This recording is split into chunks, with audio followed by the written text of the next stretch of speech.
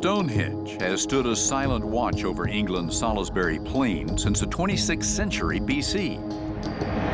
It has withstood extensive remodeling, looting, and pilfering throughout the centuries. And while it certainly shows its age, in many ways this monument is timeless, it's mysterious, and it's a bit of an obsession for Michael Parker Pearson. Pearson is an archaeologist at Sheffield University, and he's an expert in what is called the archaeology of death. He's been digging in and around Stonehenge since 1998, when he came up with a novel theory about the purpose of this ancient ring of stones. His idea is based on the fact that Stonehenge isn't an isolated monument. In 2006, we made a great discovery. We found a whole settlement, many houses, and these we think are the houses that were lived in by the people who built this thing here.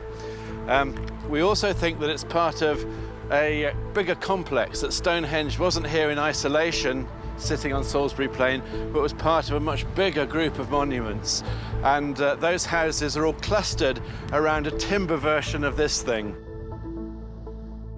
The second complex is called Woodhenge, at a place called Durrington Walls.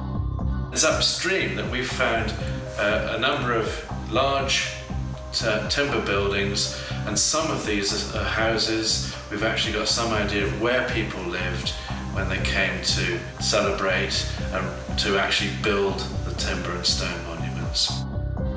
And Pearson believes that Durrington Walls was a very large community for its time. It's hardly recognizable now, but may have contained hundreds, perhaps thousands of homes.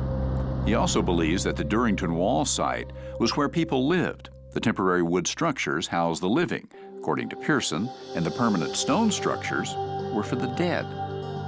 It's our biggest cemetery from the 3rd millennium.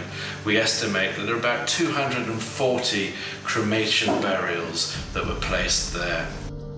Pearson's theory is that Stonehenge isn't a lone, solitary monument at all, but rather just a small part of a larger community where people buried their dead, and their journey was recorded in the landscape and in the materials they used to build their homes and mortuaries.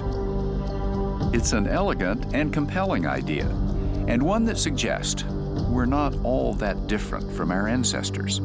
It's just a matter of scale.